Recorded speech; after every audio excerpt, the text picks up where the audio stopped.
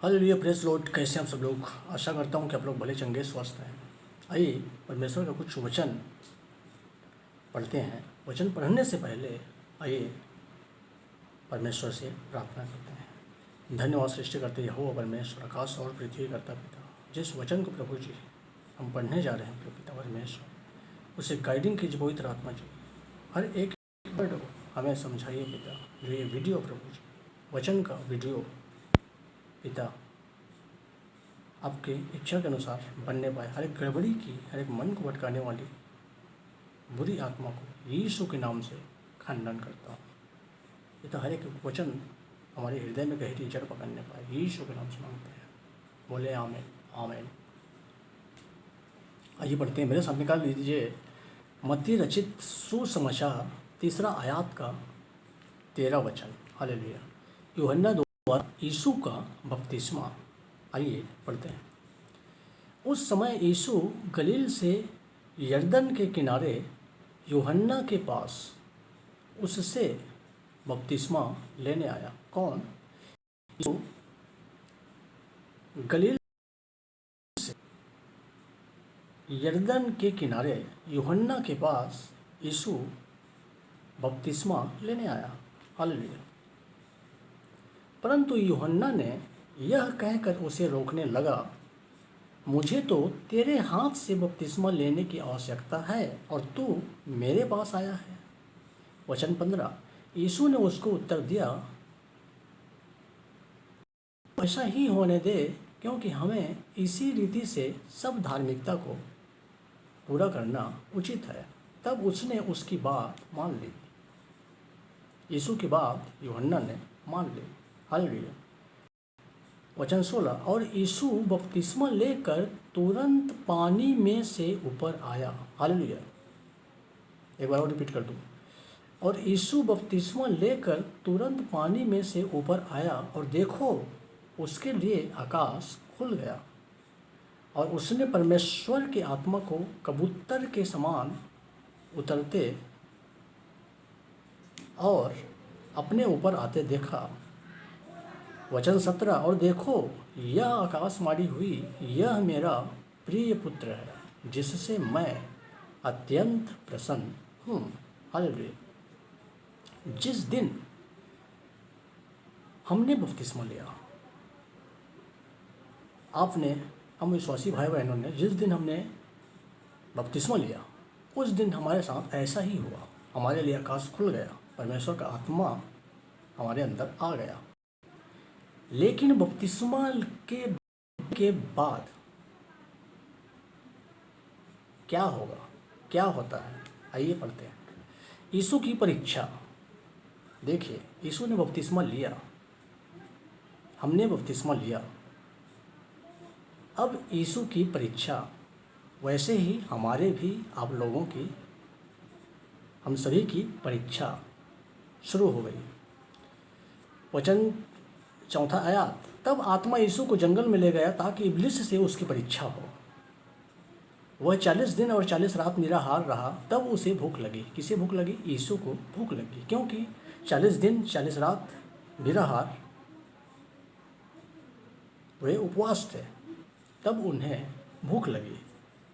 वचन 3। तब परखने वाले ने, शैतान परखता है, हालेलुया, तब परखने वाले ने पास आकर, किसके पास आकर? यीशु के पास आकर। परखने वाले ने, शैतान परखने वाला है, और शैतान ने परखने के लिए यीशु के पास आकर कहा, क्या कहा? आइए पढ़ते हैं। यदि तू परमेश्वर का पुत्र है तो यह कह दे कि ये पत्थर रोटियां बन जाएं। शैतान एक प्रकार से उसको जानने की कोशिश कर रहा है, प्रभु यीशु को, कि सचमुच ये परमेश्वर का पुत्र है, सचमुच ये परमेश्वर का पुत्र है तो ये पत्थर को ये रोटी बना सकता है, अगर परमेश्वर का पुत्र है तो। इस प्रकार से शैतान उसको परख रहा है, उसको जानने की कोशिश कर रहा है, उसके पास बोल रहा है। सोचो, प्रभु यीशु मसीह उस बात को, उस वर्ड को लेकर उस पत्थर को रोटियां बना देते तो क्या होता? शैतान जान जाता कि ये परमेश्वर का पुत्र है, और शैतान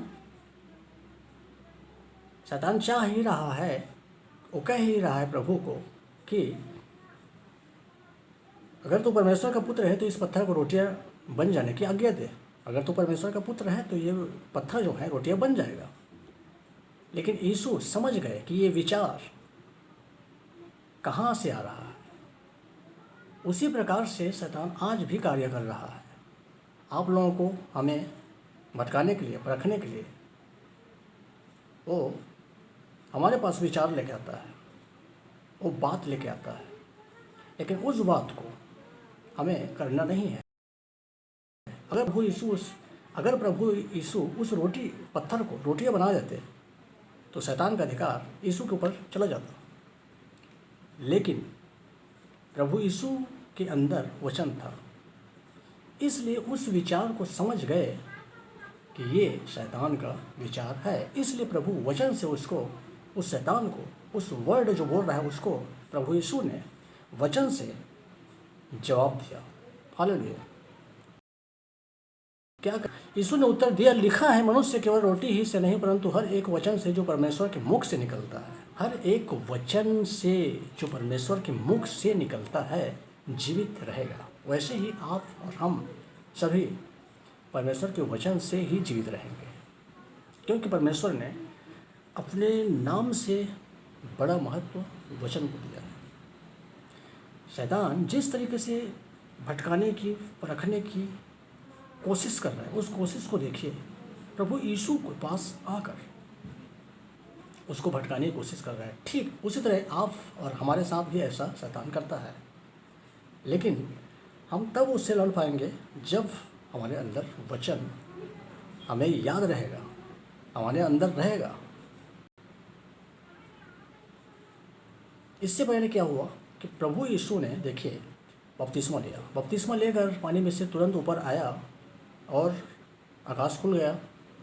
कबूतर के समान पवित्र आत्मा प्रभु यीशु के ऊपर आ गया और आकाशवाणी हुई कि यह मेरा प्रिय पुत्र है जिससे मैं अत्यंत प्रसन्न हूँ। उसी प्रकार से परमेश्वर, जब हमने बपतिस्मा लिया तो हमारे लिए आकाश खुल गया, हमारे अंदर परमेश्वर का आत्मा आ गया। और जिस तरीके से प्रभु यीशु की परीक्षा स्टार्ट हुई, उसी प्रकार से बपतिस्मा लेने के बाद हम और आप सभी लोगों का, मसीह भाई बहनों का परीक्षा स्टार्ट हो जाती है। इसलिए सतर्क और सावधान रहें। शैतान के वार, अटैक, चालाक को समझने की कोशिश करें। शैतान विचार डालेगा, विचार लेकर आएगा। अगर उस विचार को हम एक्सेप्ट करते हैं और करते हैं तो हम शैतान के गुलाम, दास बन जाते हैं। लेकिन हमें शैतान के हर एक अटैक, हर एक वार को समझना है। क्यों? क्योंकि हमने बपतिस्मा ले चुका है। इसलिए आई होप इस वीडियो से आप लोगों को बहुत जानकारी मिला होगा।